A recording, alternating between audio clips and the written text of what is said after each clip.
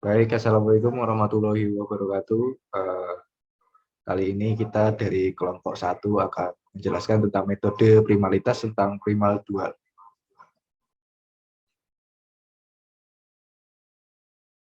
Ini merupakan anggotanya. Yang pertama adalah saya sendiri, Anandius Rizal Ma'arif, dengan NIM D600210220.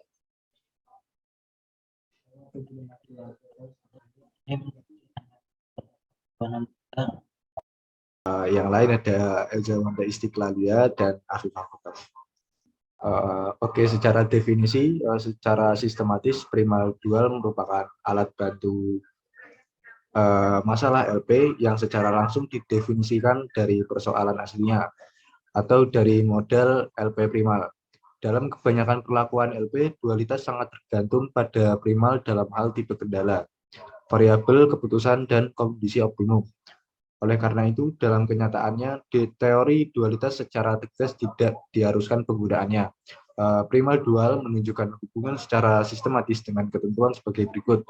Yang pertama ada koefisien fungsi tujuan primal menjadi konstanta ruas kanan dual. Yang kedua ada konstanta ruas kanan primal menjadi koefisien fungsi tujuan dual. Yang ketiga, semua kolom primal menjadi kendala dual. Yang keempat, semua kendala primal menjadi variabel keputusan dual. Yang kelima, koefisien kendala dari variabel primal menjadi koefisien yang berkorespondensi dengan kendali dual. Contohnya yaitu perusahaan sepatu membuat dua macam sepatu. Yang pertama adalah sepatu dengan sol karet baratan X1 dan yang kedua adalah sepatu dengan sol dari kulit X2. Untuk memproduksi kedua macam sepatu tersebut, perusahaan menggunakan 3 jenis mesin. Mesin yang pertama khusus untuk membuat sepatu karet dengan kapasitas maksnya yaitu 8 jam. Mesin 2 khusus untuk membuat sepatu dari kulit dengan kapasitas maks sama dengan 15 jam. Mesin 3 khusus untuk assembly kedua macam sepatu tersebut dengan kapasitas maks 30 jam. Setiap mesin X1 mula-mula dikerjakan di mesin 1 selama 2 jam. Dan selanjutnya menuju mesin 3 selama 6 jam. Sedangkan X2 dikerjakan oleh mesin 2 selama 3 jam dan langsung ke mesin 3 selama 5 jam. Sumbangan terhadap laba untuk setiap sepatu X1 sama dengan 30.000, sedangkan sepatu X2 sama dengan 20.000. Untuk mendapatkan hasil yang optimal, berapakah sepatu X1 dan X2 yang harus diproduksi? Berikut merupakan penyelesaiannya. Yang pertama yaitu kita membuat tabel dari contoh di atas, variabel Y1, Y2, dan Y3. X1 itu dari variabel Y1 itu ada 2, X1 dari variabel Y2 itu ada 0, dan X1 dan variabel Y3 itu ada 6. Dan X2 dari variabel Y1 itu ada 0, X2-nya 3 dari Y2, lalu X2 dari variabel Y3-nya ada 5.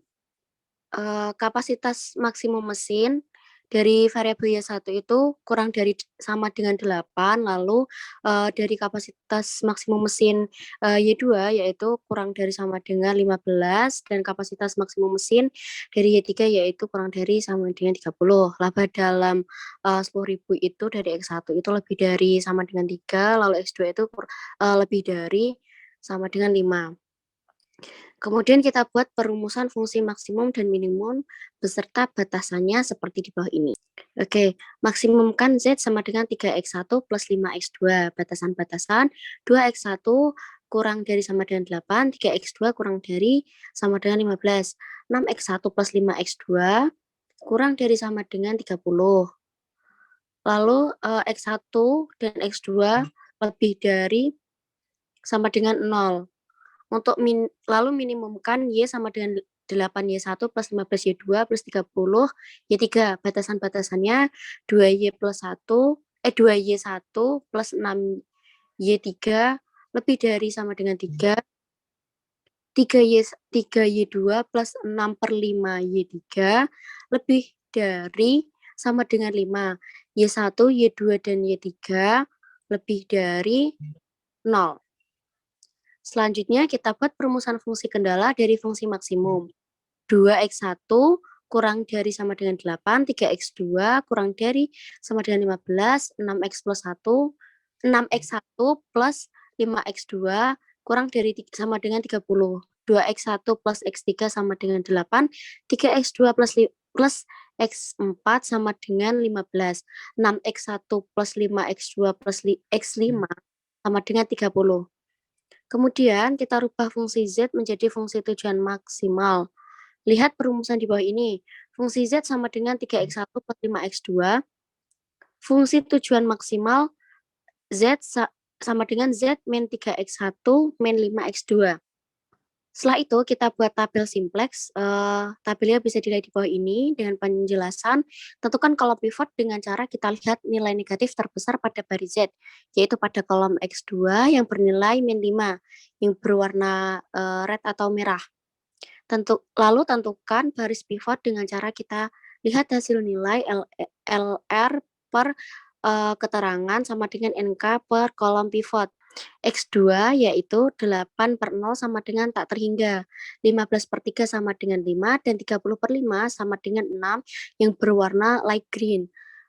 Karena 5 adalah indikator kecil, maka pada baris S2 dijadikan baris kunci pivot dengan 3 sebagai pivotnya yang berwarna aqua atau biru.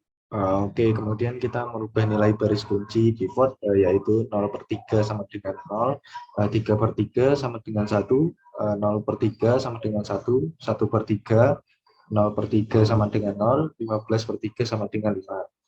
Lalu kita hitung baris ke-1. Dengan hasil yang didapatkan adalah min 3, min 5, 0, 0, 0, 0, 0, 1, 0, 1/3, 0, 5.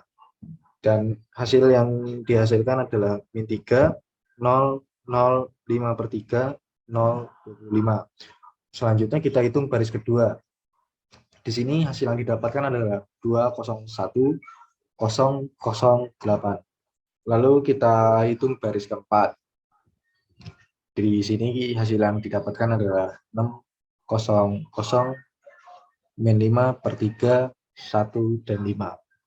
Setelah itu kita masukkan hasil perhitungan di atas ke dalam tabel simplex.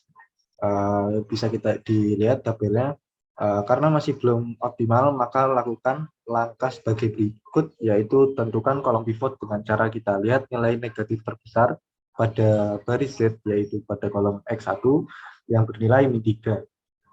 Selanjutnya kita tentukan baris pivot dengan cara kita lihat hasil nilai LR per keterangan sama dengan NK per kolom pivot X1, yaitu 8/2 sama dengan 4, 5/0 sama dengan tak terhingga, dan 5/6 yang berwarna light green atau hijau. Karena 5/6 adalah indeks terkecil, maka pada baris di S3 dijadikan baris kunci pivot dengan 6 sebagai pivotnya yang berwarna biru.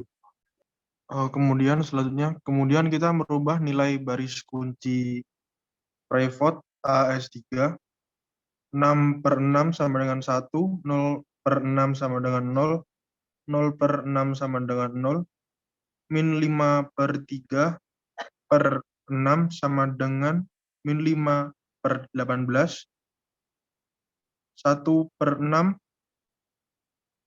5/6. Lalu kita hitung baris ke-1 Z, min 3, 0, 0, 5/3, 0, 25, dan jumlahnya di bawahnya 1, 0, 0, min 5/18, 1/6, 5/6 dijumlahkan jadi 0, 0, 0, 5/6, 1/2, 27, 1/2. Selanjutnya kita hitung baris kedua S1, 201,008 dijumlahkan dengan 100